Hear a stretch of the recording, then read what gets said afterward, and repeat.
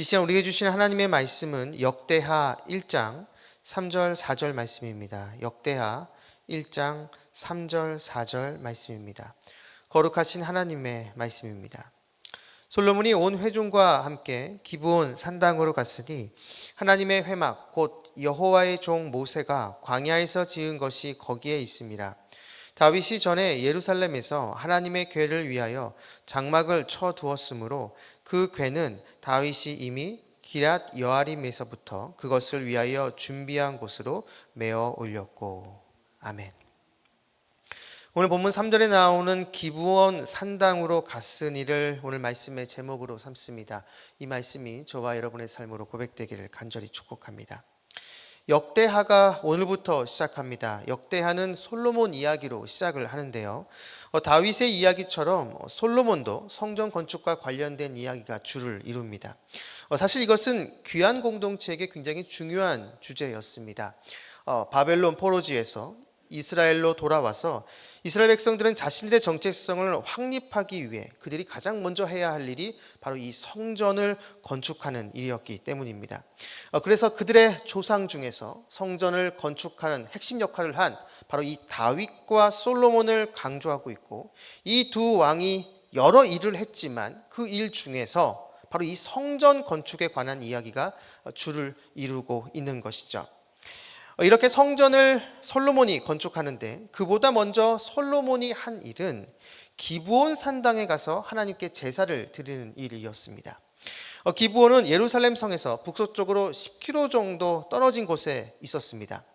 성전의 존재 이유가 하나님의 임재, 하나님의 함께하심을 나타내므로 이제 성전을 지어가는 그 모든 일에 있어서 하나님의 선한 인도하심과 하나님의 축복이 있기를, 그것을 바라는 마음으로 솔로몬은 제사를 드리는 것이죠.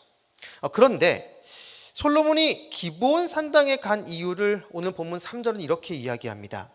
솔로몬이 온 회중과 함께 기브온 산당으로 갔으니 하나님의 회막 곧 여호와의 종 모세가 광야에서 지은 것이 거기에 있음이라. 아멘. 기브온 산당에 하나님의 회막이 있었다라고 이야기를 합니다. 즉 광야 시절 때 이스라엘 백성들이 만든 회막 기물들이 바로 기브온 산당에 당시 있었다라는 것이죠. 가나안 땅에 들어온 후 이스라엘 백성들의 그 회막은 실로에 있었습니다.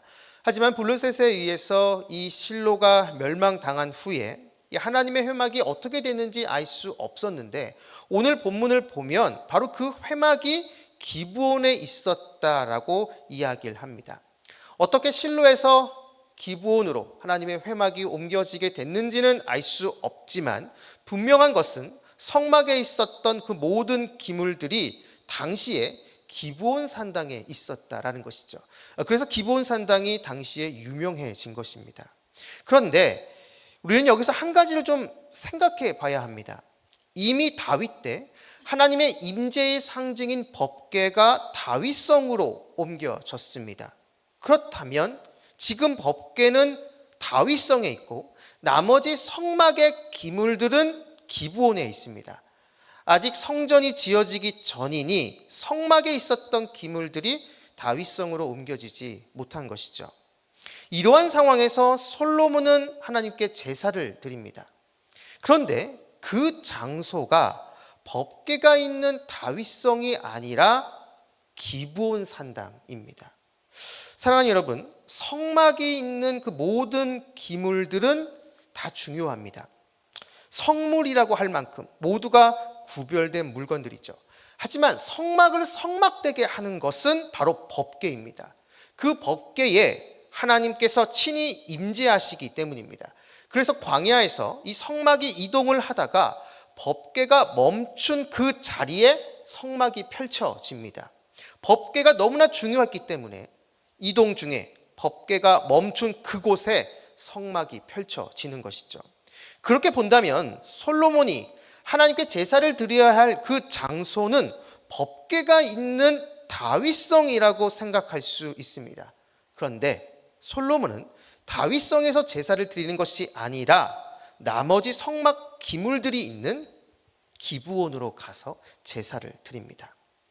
물론 제사를 드리기 위한 여러 기물들이 당시 기브온에 있었기 때문에 편의상 그렇게 한 것으로도 볼 수 있지만 솔로몬은 한 가지 사실을 분명히 알았던 것 같습니다. 그것이 무엇이냐? 법궤가 하나님의 임재의 상징이지만 하나님은 그 법궤보다 더 크신 분이라는 것이죠. 아무리 법궤라도 하나님을 거기에 가둘 수 없다라는 것을 솔로몬은 알았던 것입니다. 그래서 그는 기브온 산당으로 가서 하나님께 제사를 드린 것이죠. 이러한 솔로몬의 태도는 성전을 지으면서 한 고백에서도 드러납니다. 역대하 2장 6절을 보면 누가 능히 하나님을 위하여 성전을 건축하리요 하늘과 하늘들의 하늘이라도 주를 용납하지 못하겠거든 내가 누구이기에 어찌 능히 그를 위하여 성전을 건축하리요 그 앞에 분향하려 할 따름이니이다. 성전을 짓지만 그 성전조차도 하나님을 용납할 수 없다라고 솔로몬은 이야기합니다. 하늘의 하늘이라도 하나님을 용납할 수 없기에 성전을 짓고 솔로몬을 비롯한 수많은 이스라엘 백성들은 이 성전에 하나님이 임하시기를 바라고 기도하는 그것밖에 할 수 없다라는 것이죠.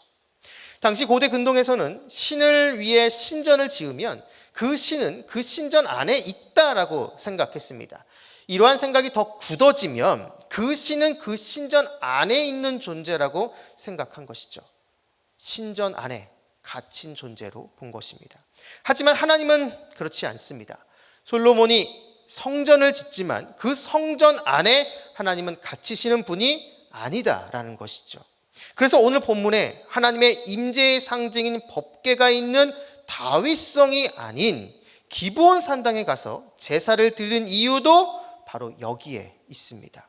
하나님은 법궤에 갇히시는 분이 아니라는 것을 솔로몬은 분명히 알았기 때문입니다.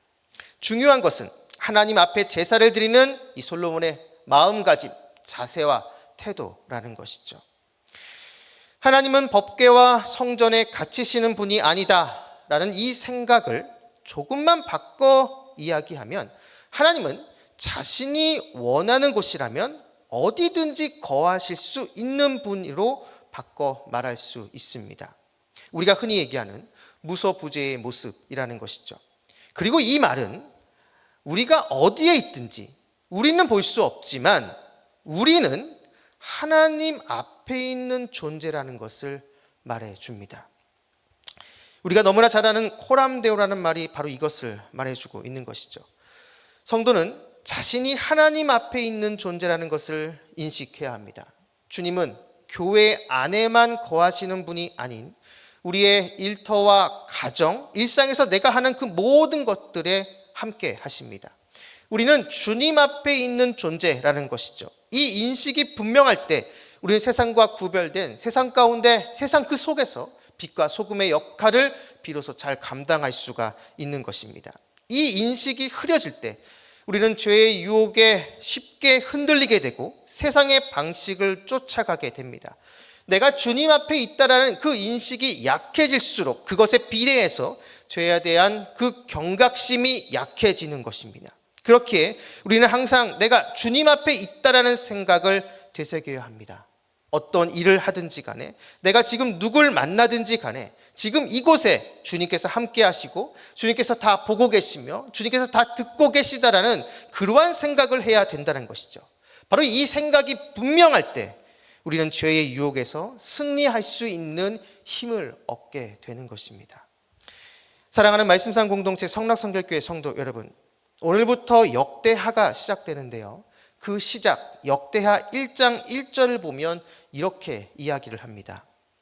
다윗의 아들 솔로몬의 왕위가 견고하여 가며 그의 하나님 여호와께서 그와 함께 하사 심히 창대하게 하시니라.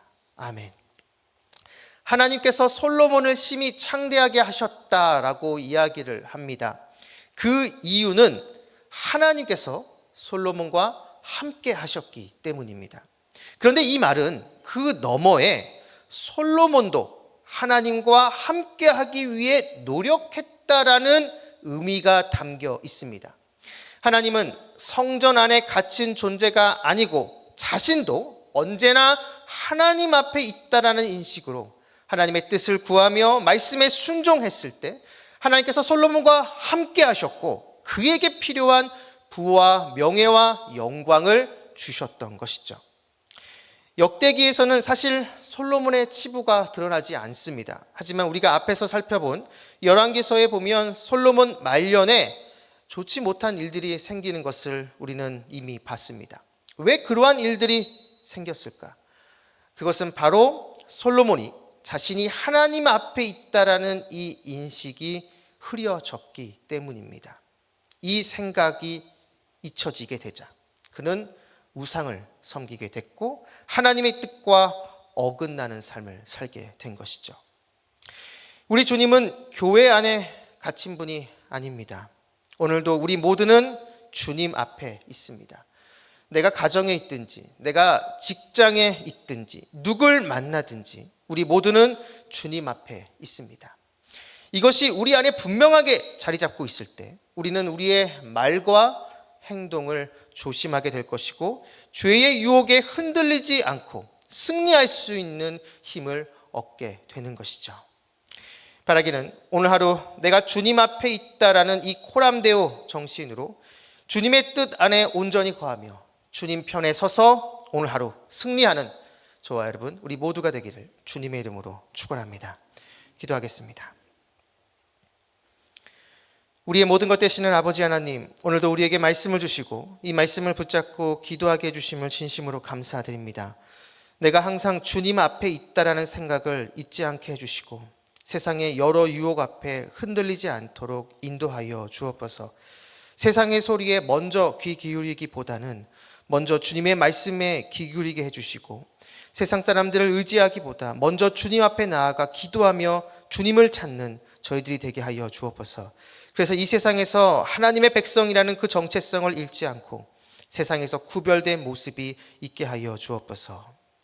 오늘 하루의 첫 시작입니다. 오늘 하루 동안 우리 모든 성도님들과 함께 해주셔서 길의 위험과 사람의 위험과 여러 환경의 위험에서 우리를 지켜주시고 무엇보다 우리 마음속에 우리를 끊임없이 유혹하는 음란과 거짓과 교만과 시기와 탐욕의 유혹으로부터 우리를 건져 주옵소서.